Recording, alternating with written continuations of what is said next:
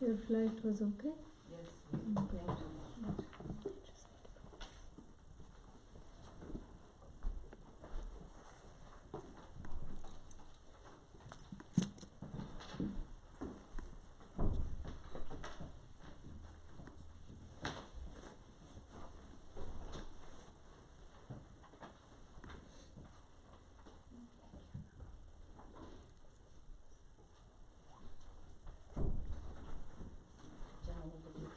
Voice recorder. Oh, Krishnanand, after a long time. Nice to see you.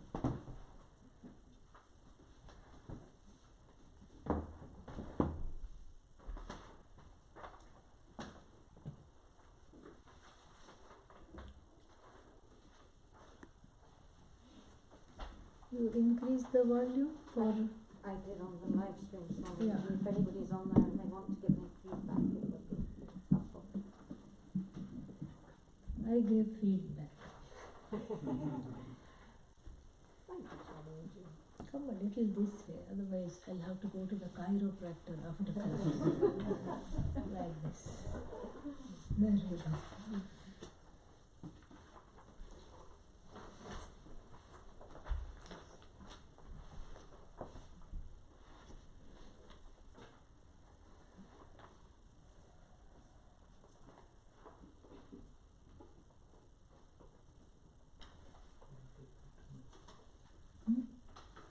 Light is coming in the eye. Who's your eye? Your eye? Yeah. And so then, Just turn it like this. good. That's good. Yeah? Yeah. Is that okay? Yeah.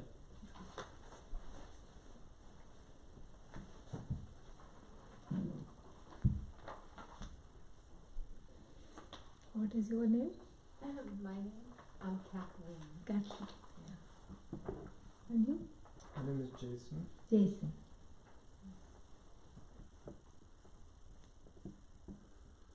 Shivani is not coming?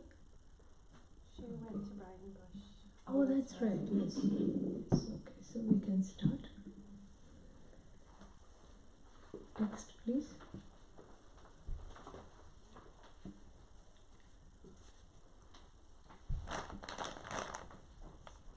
Om Sahana Bhavatu Sahanau Bhunaktu Saha Viryam Karavavahai Tejasvinavadhitamastu ma vidvishavahai.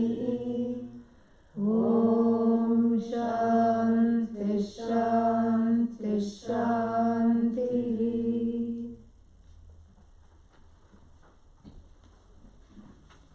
Bheda bhedau sapadi galitau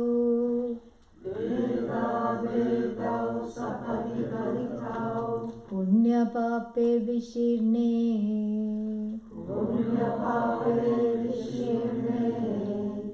Maya mohau kshayamupagatau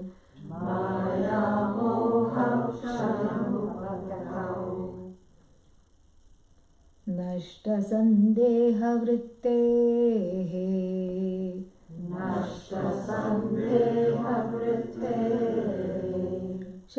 Shabdatitam triguణarahitam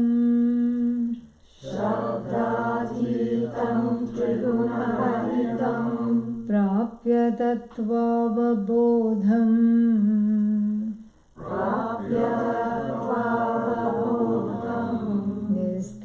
Nistraigunye pathi vicharatam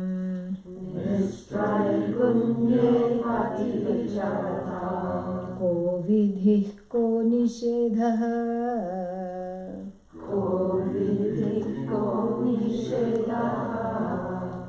So, this is a text for looking at understanding the person of self-knowledge, what one may call an enlightened person. If not enlightened, lightened of all ragadveshas, all strong preferences, prejudices. The one who is freely roaming in the world, unencumbered But many of these things which are described here in the first 3 lines as encumbrances. And those encumbrances are dealt with, and talked about. And the first one we saw yesterday, Bheda and Abheda. Various, this is a Upalakshana. Upalakshana means it's a kind of a example, a metaphor. Bheda means difference and non-difference. So even about non-difference, people fight over. I'm more non-different than you. I'm more into oneness than you are. I'm more limitless than you are. Where to go with this, And so whether we are talking of hierarchical gradations or whether we are talking about, what is that, binaries, dyads, because the whole world lives in dyads, Everything is just 2, 2, 2, and then those two are opposed to one another. Starts with marriage. And this is what the whole thing is. And so all this oppositional consciousness, not to be confused with Satchidananda. I'm talking of, the consciousness means on the level of the everyday, whatever one is aware of. There's an oppositional awareness. In fact, in certain families, unless you have a good fight, it is not considered love. You have to have conflict, you have to fight, you have to put each other down, and then you say, yes, I love you too. This is a way of expressing affection. Unfortunate, but that's how it is. And this is all this pitting against one another, which goes right up to the definition of oneness. I'm more one than you are, and I'm more non-dual than you are. All these things, sapadi means at once, for whom galita. It's like the fog when it dissipates. Galita means it has gone. So if you ask a person of knowledge, are you a Vedantin? They will say, no. They may say no. Are you not a Vedantin? You're not into Vedanta. No. Are you trying to confuse me? No.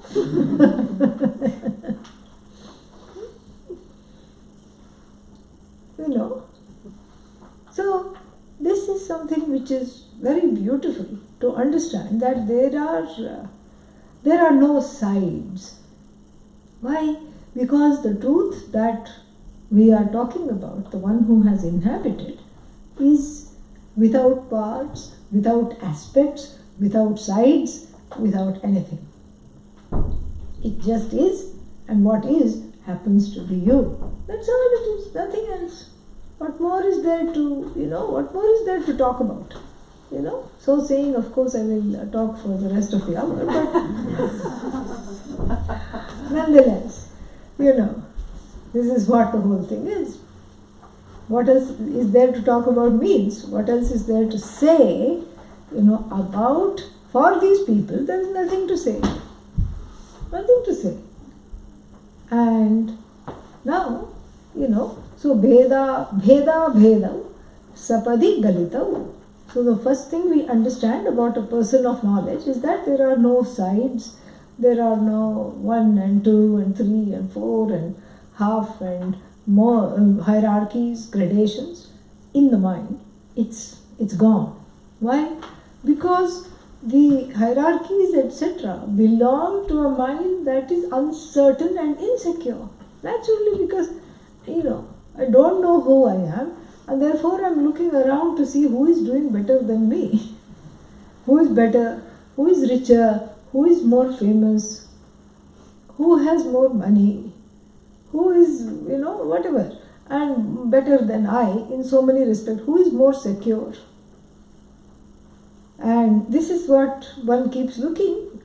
The outward focus happens because there is a deep uncertainty and insecurity centered on the I. Where the I obtains, there is insecurity. And so therefore, this is something which we have to totally understand, that, for the person of knowledge, since that insecurity has been removed, by what? By the knowledge itself, by the vastness of that very being, when that has been understood to encompass the whole universe. It's not that, it's a holier than thou attitude, which some Vedantins unfortunately acquire, I have studied Vedanta and you haven't. I am out of samsara. You are still wallowing in samsara, glub, glub, glub. I have studied, I am an erudite scholar, And erudite means very well, studied, but sounding very pedantic. Pedantic means Pandit like without being a Pandit. Yeah. That's the meaning of the word pedantic. There is it's kind of a little bit of a sarcastic word. Pedantic is the translation of Panditam Manyamanaha. Yeah, the one who thinks of himself or herself as a Pandit, but without being a Pandit. And so this is a kind of an empty, it's kind of a euphoric Vedanta Ahankara, aka quote unquote enlightenment Ahankara. Oh, you're still doing puja? Oh. You're still into worship? And then you get some lofty words, who is worshipping who? I don't have to go to temple.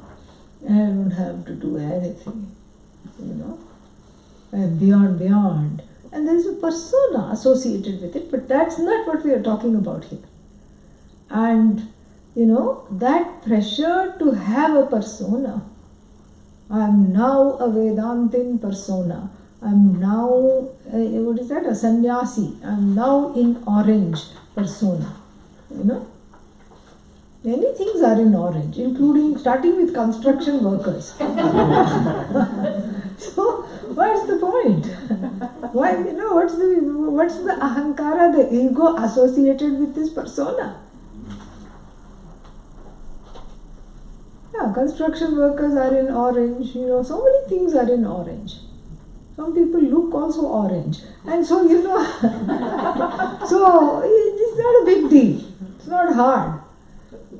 And so like this, various skin tones are there. So, like this, there is no association with that, with an individual identity. And the one more bheda we have to point out here, the individual identity as ignorant or knowledgeable, because that also forms that dyad. So, bheda, sapadi, Galitau. So for such people, the differences are all gone, That's why it is very difficult to, understand a jnani, a person of knowledge, very difficult to understand, You think they are talking in circles. They are not, The circles are in one's head. That's why one is not able to understand. Because one is under the spate of this dyadic thinking. So to meet a person who is operating entirely out of the scheme of these dyads is very difficult, sometimes impossible to understand. And so that is the first criterion, of this jnani, these jnanis that are being described here in these 8 verses. And the second one is what? Punya pape vishirne. So when the punya and papa, what is punya? Hello, quick. Good things happening, comfortable situations. Comfortable situations. As a result of what?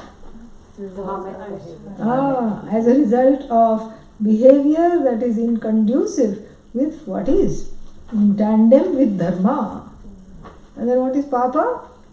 Uncomfortable situations. Yeah. This is called transcription phalam. Yeah. So uncomfortable situation. uncomfortable situations when, when one is not, when one is not following dharma in this or other lives. You have to add that one, okay? In this comfortable and uncomfortable situations, papa punya, that come as a result of following or not following dharma. Dharma means righteous ways of being, respectively, when, in this or previous lives. Okay? So then, papa and punya, another dyad. See? Yeah. Again, opposites. Papa and punya are vishirna. Vishirna, visharati. Where have you heard this word? Visharati, visharanam. Anywhere? Visharanam? No? Online? Visharati, visharanam, shirnam. Yeah, I have all the time in the world. Exactly. Yeah. The Detroit people have given the correct answer, that it is the very meaning of the word, one of the meanings of the word Upanishad. Yeah. That. Exactly. There are three meanings of the word Upanishad. Actually, not so much Upanishad, the word Shad itself. Upani are prefixes. The word Shad itself has three meanings. And Visharanam is one of them. Visharanam means to destroy. What are the other two meanings? See, now we are into it. Yeah. Uproot. Huh? Uproot is Visharanam. Yeah. Yeah, dissipate, Visharanam, Visharana, Avasadhanam. You can say destroy, and uproot means destroy without a trace. Yeah, that is avasadhanam. And then what's the third one? What does the Upanishad do? Takes you to Brahman. Brahma gamayati, leads you to Brahman, which is yourself. And so those are the three meanings. And so you see how that shows Shuka has studied the Upanishads. And here we have what? We have, Punya Pape Vishirne. When the Punya and Papa are destroyed. Ayyo, when does that happen? When will my Punya and my Papa be destroyed? First of all, we have to understand, why do you want the Punya and Papa, for which we have seen the textbook definitions, to be destroyed? Why do we want them to be destroyed? When you want moksha. But why? What do Punya and Papa cause? Misery. Yes, but further. Punya and Papa cause not just misery, but miserable lives after miserable lives after miserable lives after miserable lives after miserable lives. I told you we have a lot of time. After miserable lives. No, this is what Punya and Papa do. What do? They make you miserable here. And, and they are the cause for rebirth, because it's impossible to exhaust. And Punya, Papa together have a name. What is that? Quick. Karma. Yes. Karma. So it's impossible to exhaust the karma in one life. Why? Because this is, this is the gift of human birth. And what is the gift of human birth? I'm going to violate everything there is to violate. And in so doing, I will accrue enough karma for infinite lifetimes. Here we thought Brahman is the only infinite thing. But then, karma soon follows. Yeah. Infinite lifetimes.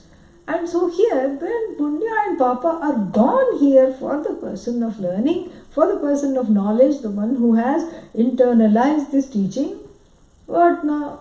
How has it gone? Any ideas? Because the knowledge destroys it. knowledge doesn't destroy. How can the knowledge destroy? I'm being an advocate Yes. of what I will not say. Yeah. So, how will the knowledge destroy? Say more. Yeah, because these are things we have gone over. There's Do no it. worship. That is correct. Absolutely correct. Yes. Because, let's say karma is a bank account, and then, the person owning the bank account dies. Yeah. Dies because that person is now alive to a different world. It's like a dream bank account. In the dream you won the lottery, because it doesn't happen in real life, okay? Yeah, it doesn't happen in the waking state. Lottery is mostly won in the dream.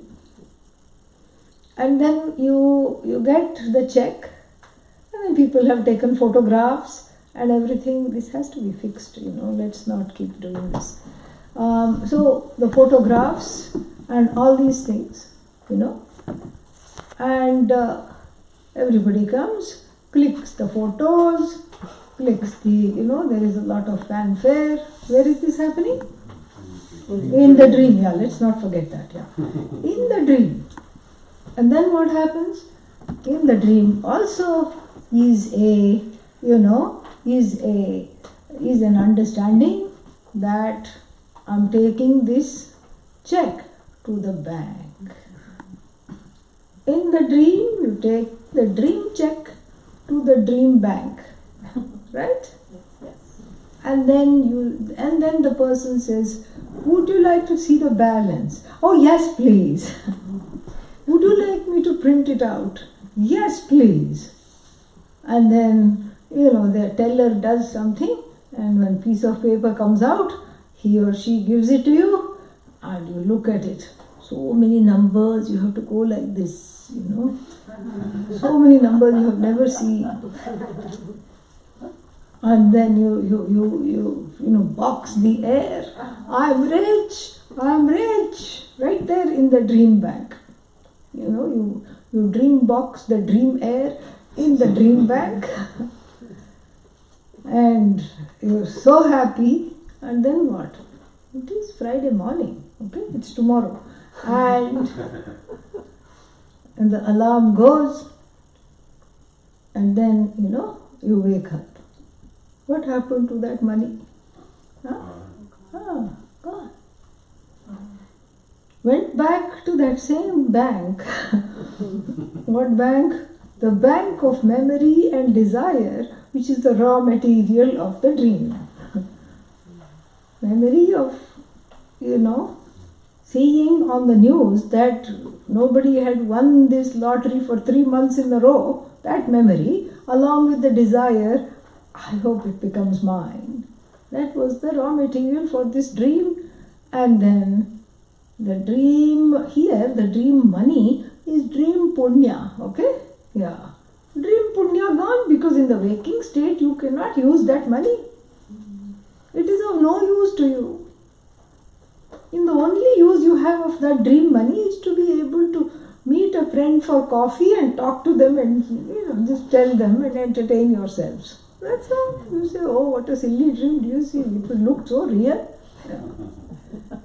So this is what happens to punya when you wake up. Okay?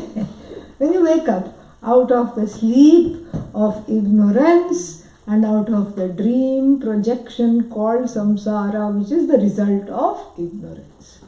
Now an example for papa also we can't just stop at punya, because punya pape vishirne it is written. So now, in the dream, what happens, again, you are going, and then some mistaken identity, law enforcement people come, on their uniforms, catch you. Dream law enforcement people, personnel, catch you and put a dream shackle on the wrists. Stand back. Put your hands where we can see you. These are all things they say, And then don't reach for anything. no sudden movements.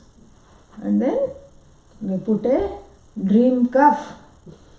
And then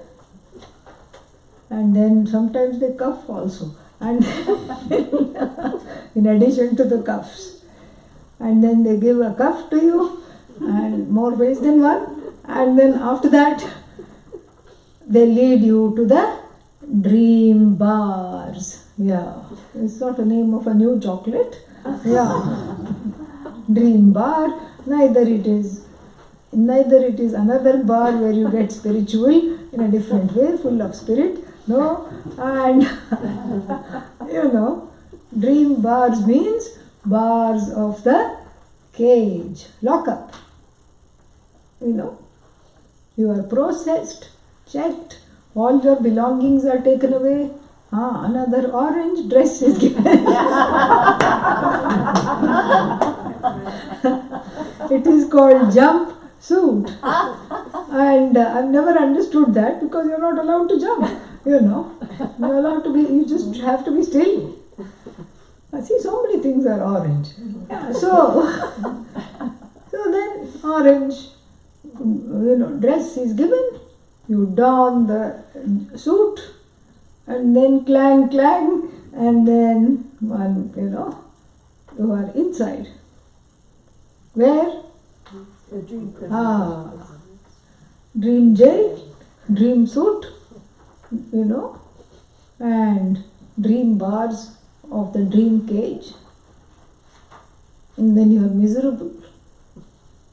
And you got one phone call, but they were not home. You had to leave a message. Prarabdha. You're miserable. When will the bail come? What will happen? Who will come? And you're miserable because you didn't do anything wrong. It's a mistaken identity. Or you were in the wrong place at the wrong time. It happens all the time. And you're miserable. Where? In the dream. Then when it is Friday morning, wake up, and it's such a unsavory dream. First thing you check your wrists for that cuff. Oh, okay. And then you are relieved. From the other dream, you are a little sad to wake up. Lottery dream. From this dream, you are extremely relieved to wake up. This is what? Papa gone. And what is this waking up? Waking up to a different order of reality, as far away from one another as the waking and the dream states. The other way around, as the dream and waking states. Because the dream currency is of no use to you here. Dream papa, dream punya, what are you going to do with it? It has no, it has no purpose. And what is this awakening? This awakening is nothing but understanding that the papa and punya only attach to the one who is what? Who is feeling a kind of a responsibility, a misplaced responsibility centered on the I as the doer and the done-in. Doer in Sanskrit is called Karta. Done-in is called Bhokta. Yeah. Actually, it means enjoyer, but it's just the one who's done it. Yes, what enjoyment. Yes, come on. Yeah. Karta bhokta, you feel like a bobblehead, in the world. Keep on going like a football between karta, bhokta, now bhokta. Sometimes karta, bhokta at once, and then back to bhokta, karta. Little bit of happiness, and then after that, same misery. This is what it is. The I that the Shastra is talking about as the only thing to know is free of being the doer and is free of being that which is done in by other people's omissions and commissions. This is what one has to know, when I suffer as a result of my own omissions and commissions, it is called guilt. And this is a big thing for everyone. This is universal. Everyone feels guilty. When? All the time. Some people express it and some people don't. Some people walking, talking, they keep saying sorry, sorry, sorry. I'm so sorry I did this. I'm so sorry I was born. I'm so sorry I had even a previous life. I'm so sorry. I'm so sorry I'll have a next life also. I don't know who all will I bother in the next life. I'm sorry in advance. And, so it is a big thing. It's huge, this mantle of guilt.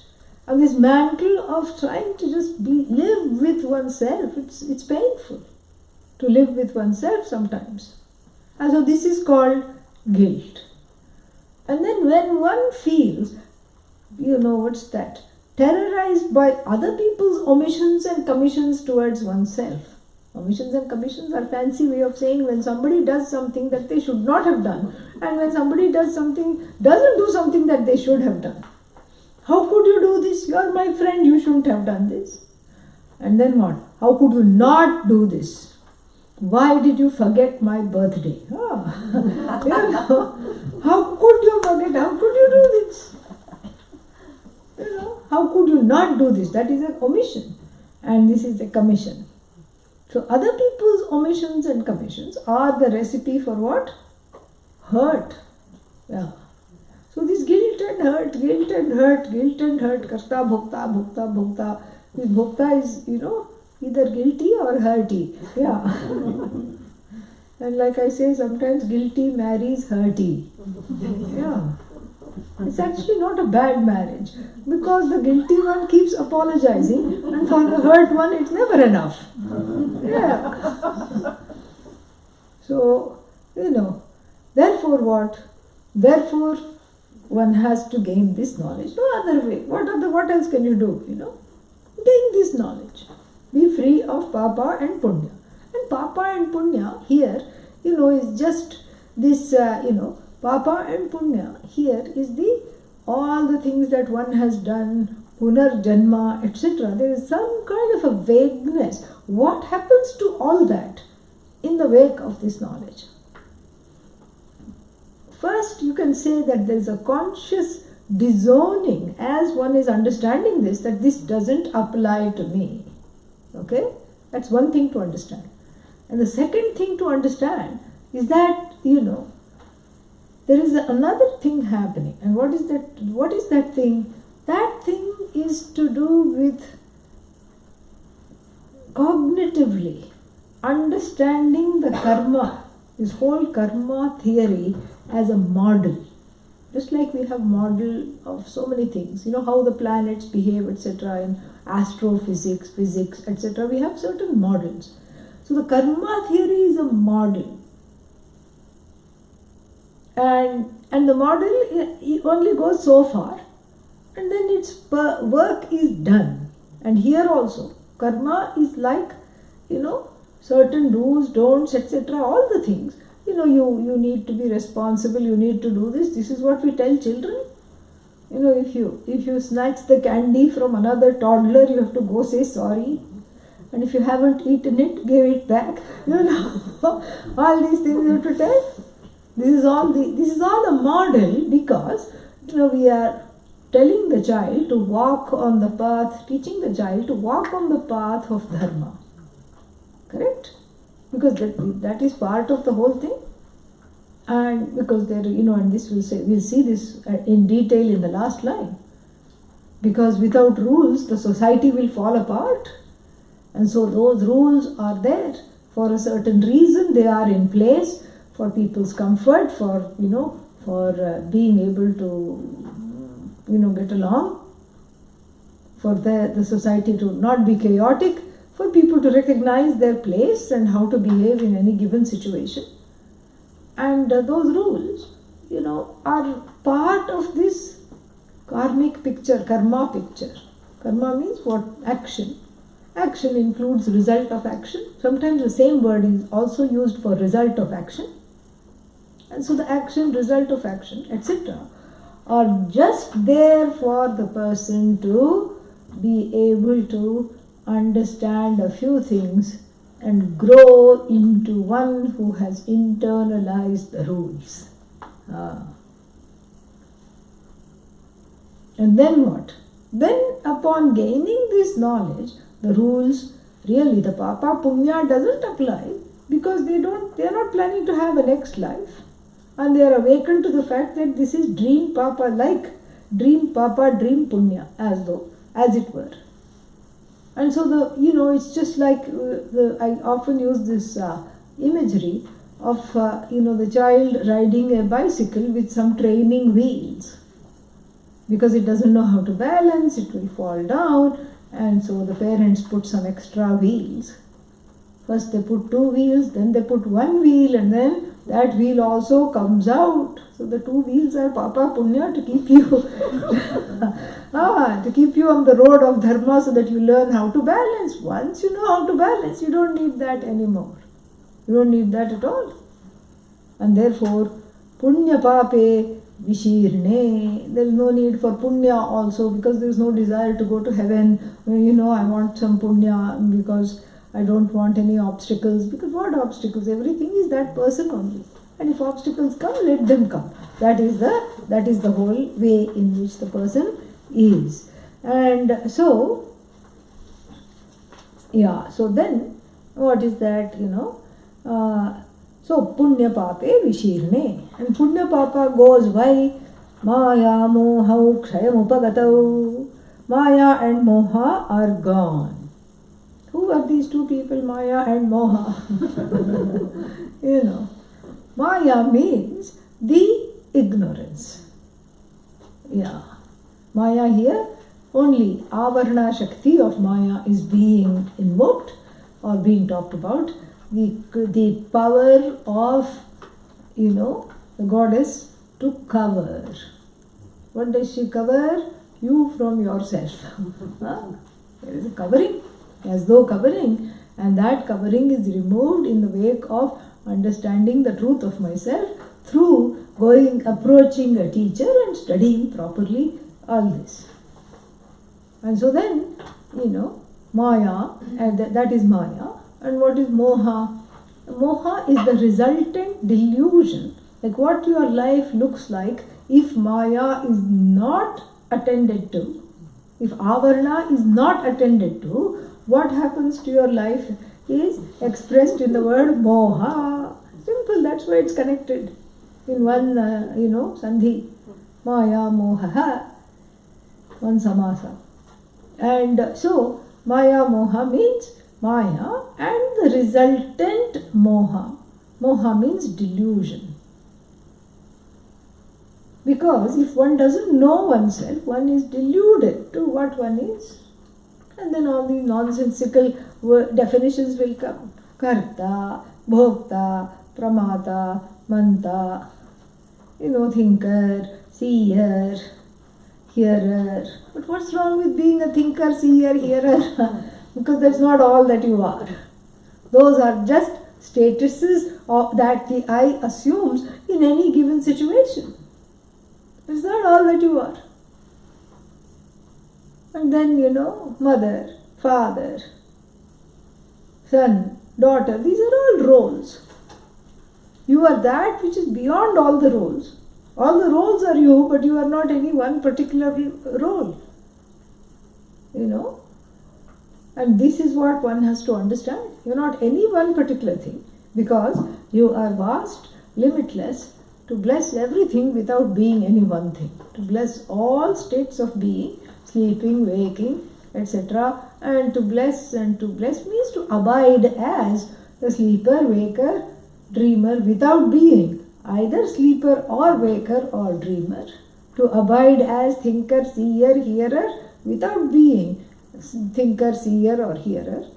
It's like our example of the crystal. And what is this crystal? Then you say, okay, because it has got some orange cloth behind it, you say, what color is the crystal? Orange. And then I will take some red and put it behind, and then suddenly, no, that was not correct. I'll put some red, and then what will it be? Red. Oh, now it looks like a bar of chocolate. Isn't it?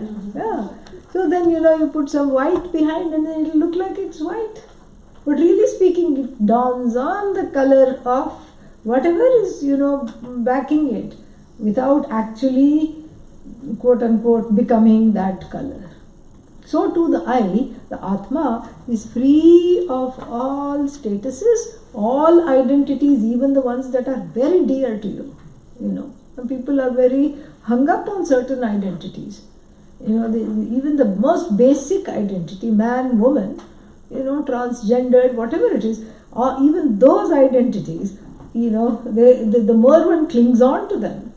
And so many basic identities are there. I'm this, I'm that, I'm not this, I'm not that, I'm a coffee drinker. Why you want to, oh, should I not drink coffee? Drink coffee, but don't coffee. But that's all I drink, doesn't matter. Drink only coffee. Bathe in it. I don't care. But if you say I'm a coffee drinker, it is doing Atmahani. There is a difficulty there in terms of this. If you identify yourself only as a coffee drinker, the Atma is not drinking or eating anything.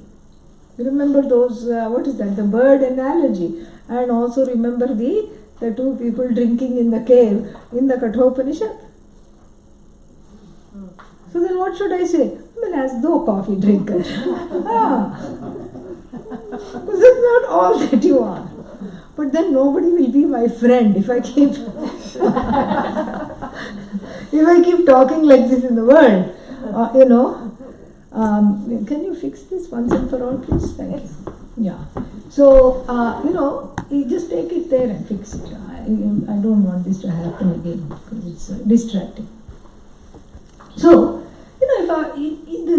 you cannot talk like this in the world. As though woman. They will say, what's wrong with you? As though man. As though coffee drinker. Oh, do you own your house? As though. As though homeowner.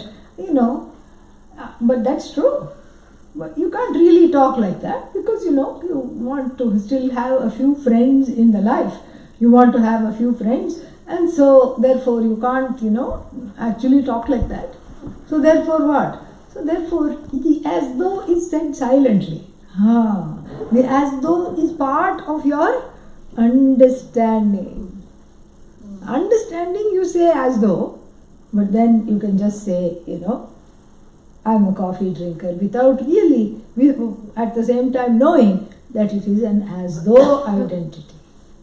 Because the more one clings on to the identities, then then this knowledge will not come. Because this knowledge is all about Bheda, Bhedau, Galite, Galitau.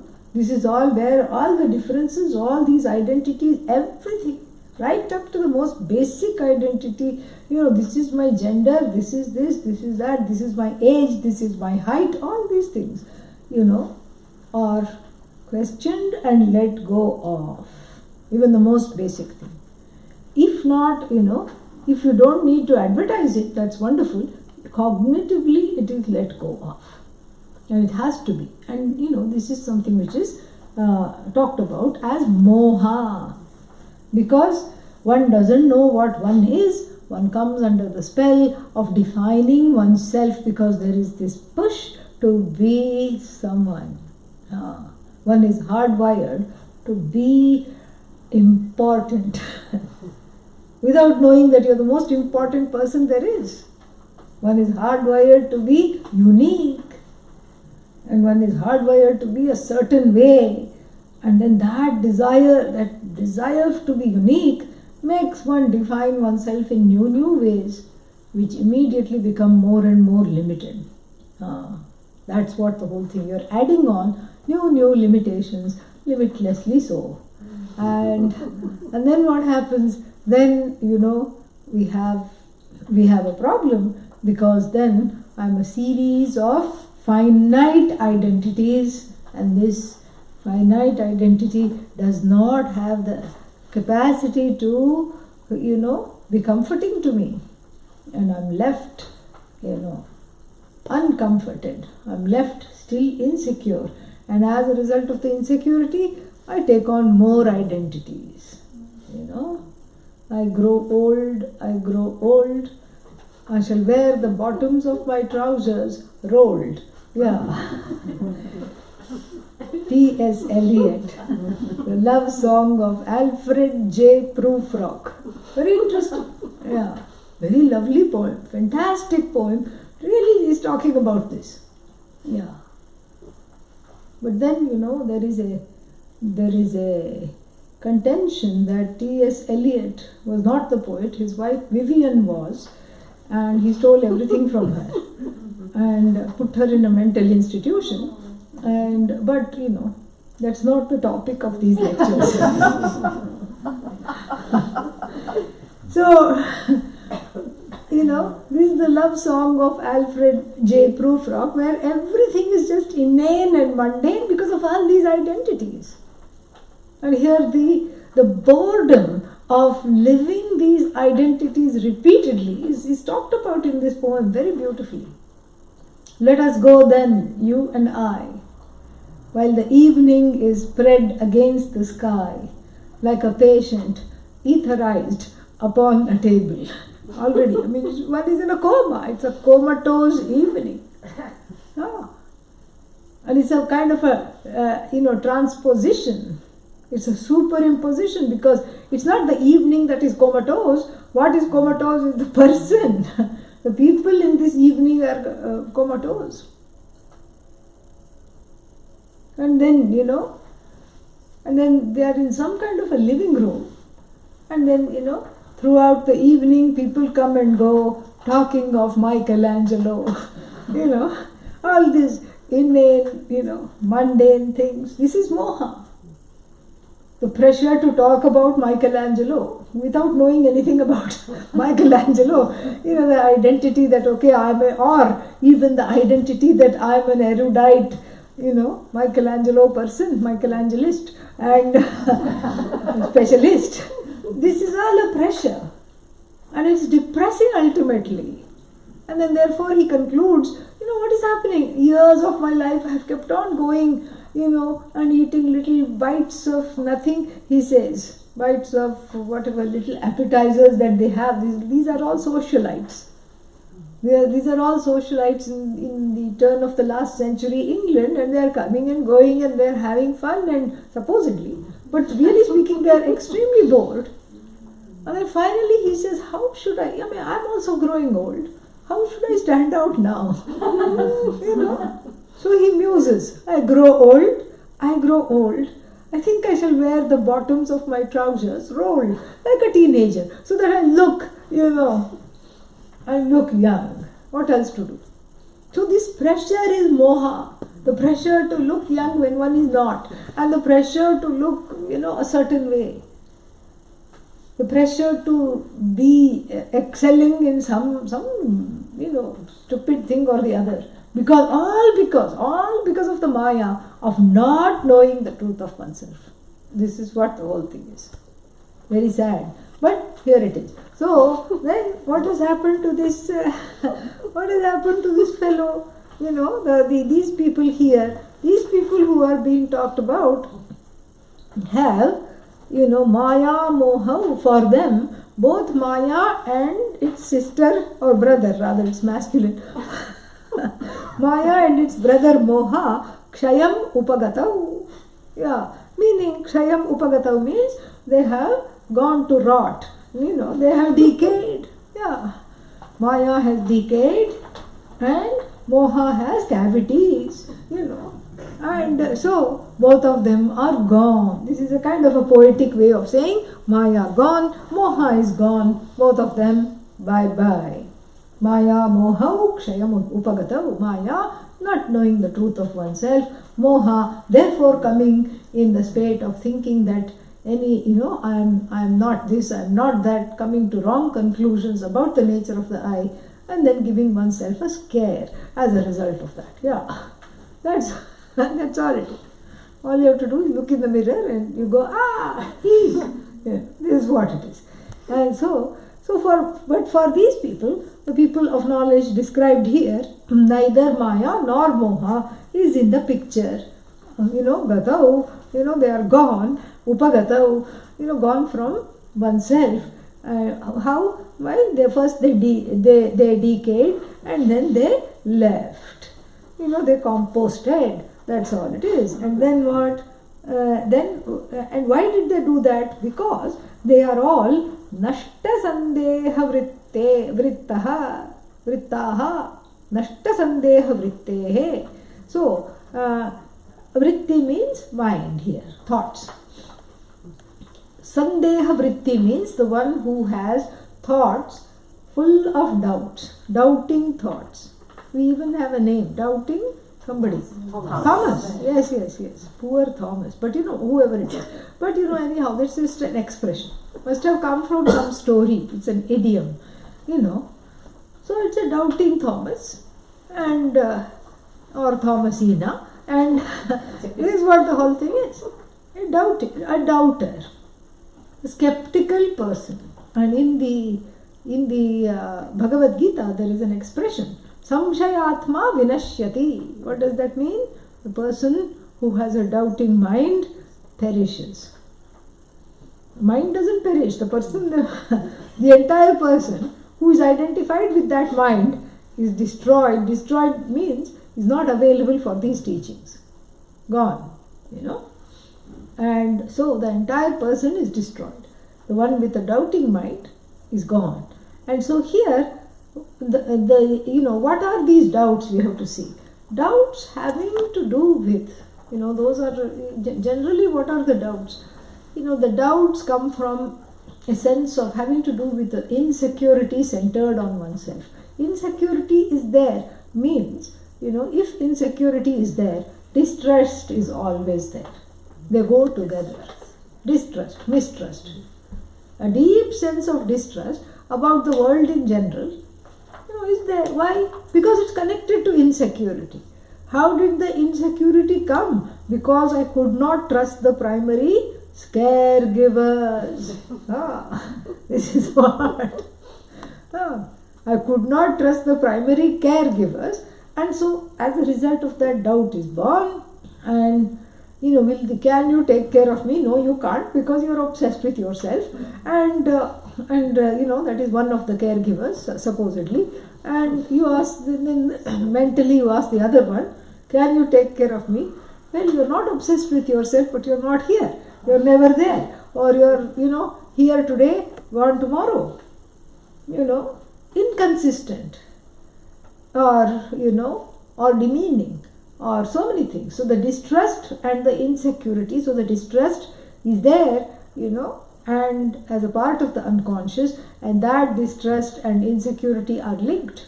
In fact, you can't say unequivocally which causes the other, because it's like the chicken and what is the other one? Egg story. Yeah. Chicken and the egg, which came first?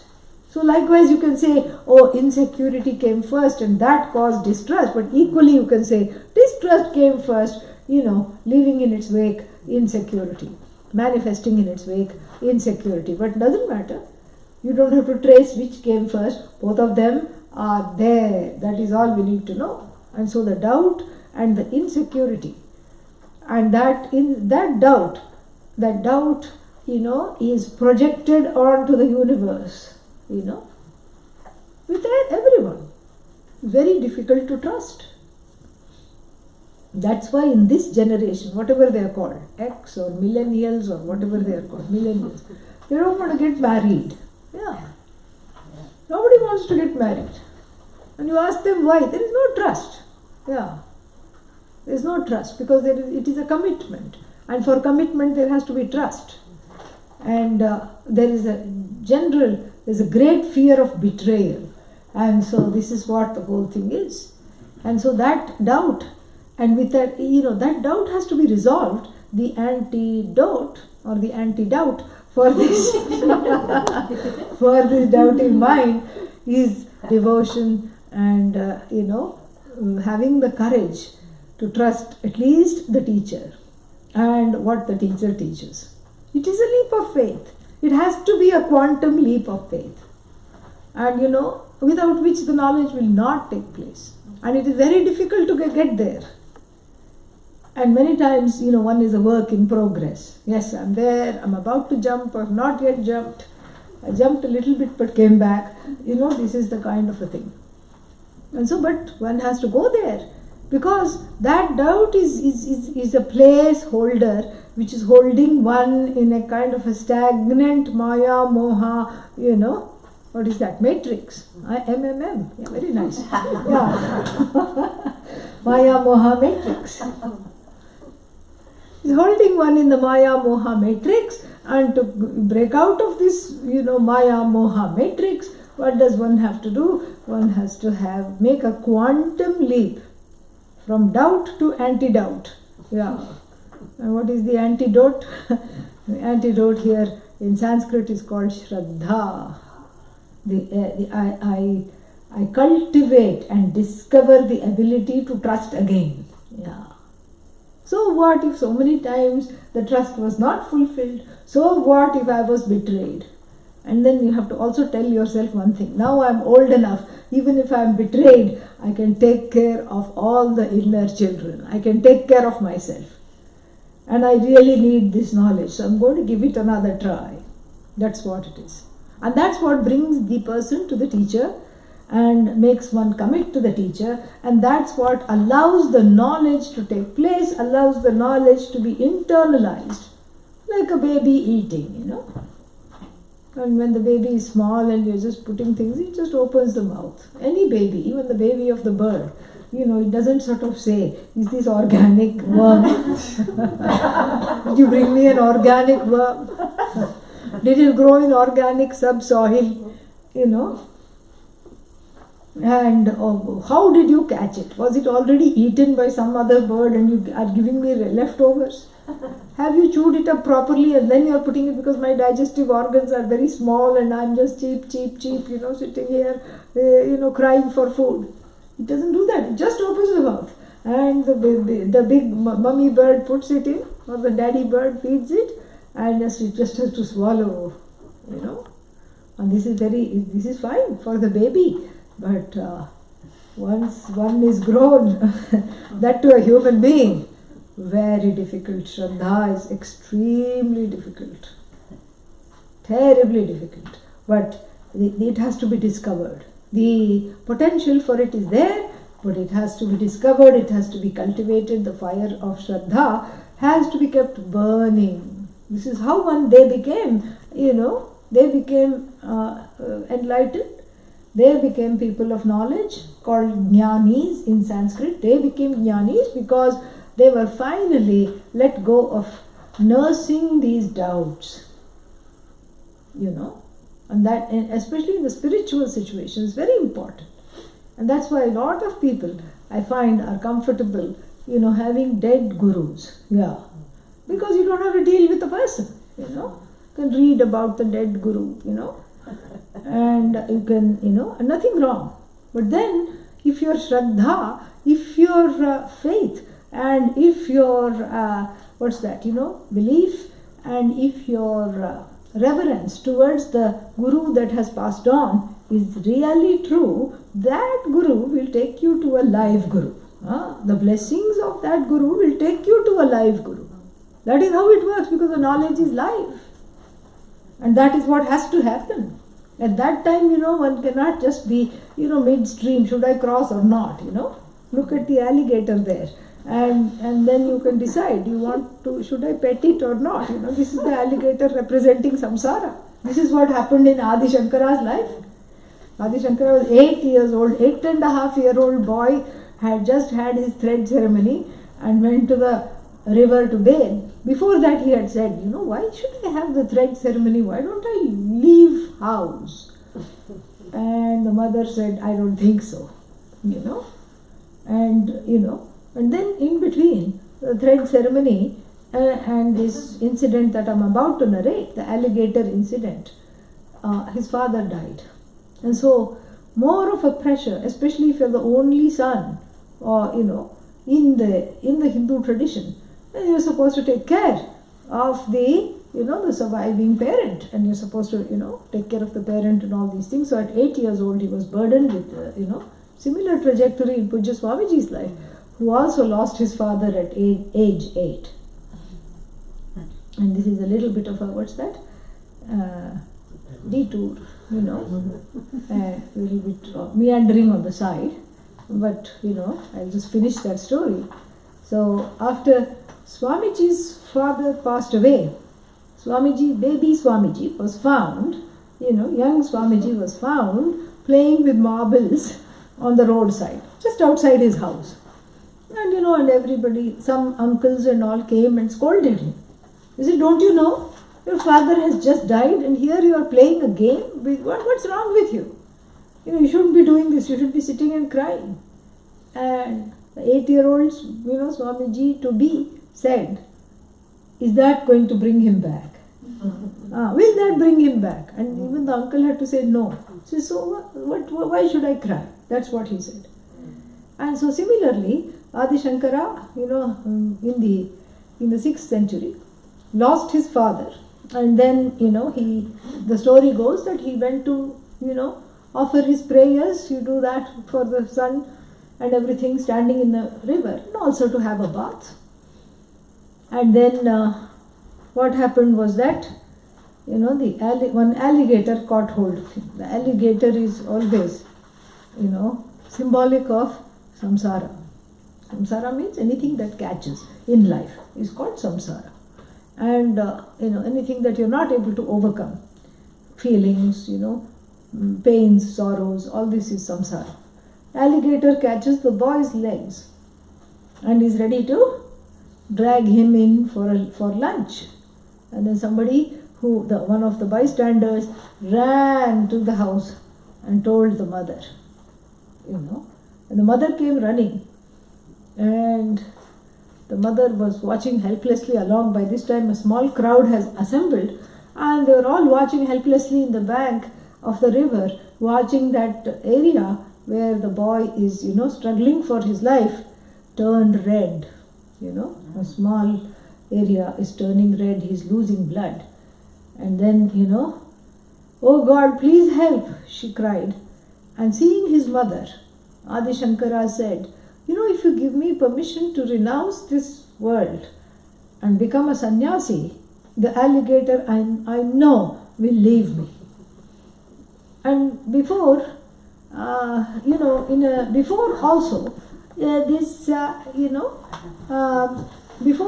this had happened, in the sense that he had asked for permission, and the permission has to be gained. You know, you have to ask only permission from 2 people, your spouse and your mother. Yeah, father doesn't matter if you want to renounce, because the mother holds you in her womb and feeds you, cares for you, so therefore you get her blessings to go on this path. So this is what he was doing, and from a place of desperation she said, of course, of course, of course. And miraculously the alligator was no longer interested in him and left the foot and swam away. It swam away in the opposite direction, much to the surprise and the wonderment of everybody assembled. Then he hobbles, then people get in. After the alligator is gone, everybody comes to help. Then they get in, they bring him out. And then, you know, he hobbles, they tie something and he hobbles home. And he's hobbling on the road, and the mother says, let's lift him and take him back to the house. He says, no, put me down. I'm not going back home. Because you just told me I can be a sannyasi, now I am a sannyasi. I'm going in search of my teacher. But who is your teacher? I don't know. I'll find out. I'm going, you know. So this is a very, you know, this alligator, you know, represents all the things that are there, you know, waiting for you if you are not able to make this commitment to study. It's not about leaving the world. It's about not needing to leave the world. That is what this knowledge is. It's not about the lifestyle, adopting a lifestyle of going somewhere to the Himalayas. And I told you yesterday, Mount Everest does not want you. Don't go. Yeah. There's a long line. And, you know, and it's not some kind of a place where you can wait your turn. Yeah. So, therefore, it's not about leaving things. It's about being able to live without any, strings attached to anybody, anything, anytime, any place. This is what the whole thing is. It's the art of not leaving. Yeah. It's the ability to live with what is and to sanctify what is as the Lord, as the Goddess. To understand that everything here is sacred, including the self who is proclaiming this. And therefore, this is where one has to make that quantum leap to be a non-doubter. How does one become a non-doubter? By non-doubting. Yeah. How does one, become a compassionate person? By acting compassionately. How does one become, a person filled with Shraddha? By behaving as though one has Shraddha. That's what it is. And so, to discover that becomes sometimes a lifelong, quest and a lifelong pursuit, well worth it. And that is why this is what it says, Nashta Sandeha Vrittehe. So, this, Sandeha Vritti is Nashta, for whom? Nashta means destroyed. The doubting Vritti, the doubting mind is destroyed. And Andrew is trying to tell me, fake it till you make it. Yes, that is something that, Puja Swamiji often said. Because I don't use it that much because people here say, oh, so that means I have to be fake. Actually, you're as though faking it. It's not really faking. Because, you are already, and the truth of you is not a doubter. The doubting is a superimposition. So that's why, you as though fake it, but then you've already made it really. And that's why it's not really faking it.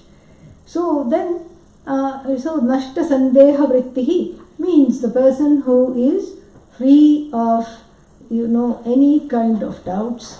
And these people who are free of doubts, how did they become free of doubts? How did they become free of Maya and Moha? How did they become free of Bheda and Abheda? How did they become free of Papa and Punya? Is talked about in the third line. Shabdatitam Trigunarahitam Prapya Tattva Avabodham, for which we have to wait till tomorrow. Cliffhanger. TBC, to be continued. Om Purnamada Purnamidam Purnat Purnamudachyate Purnasya Purnamadaya Purnamevavashishyate. Om Shanti Shanti Shanti. Hari Om Shri Gurubhyo Namaha. Hari Om. Yeah, any questions?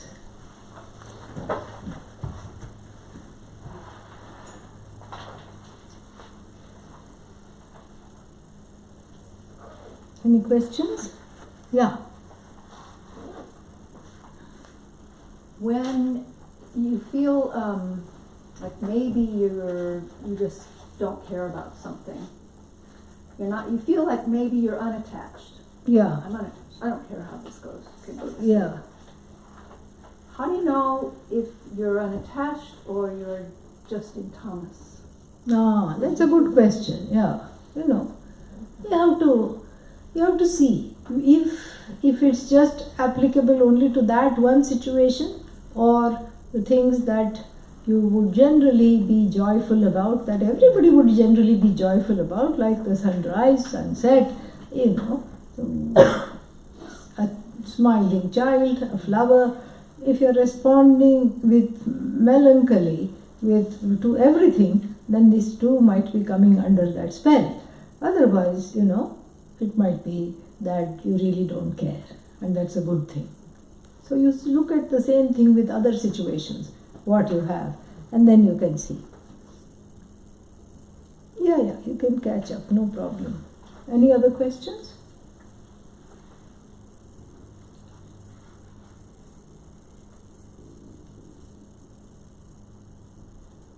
Okay, where is the prasad?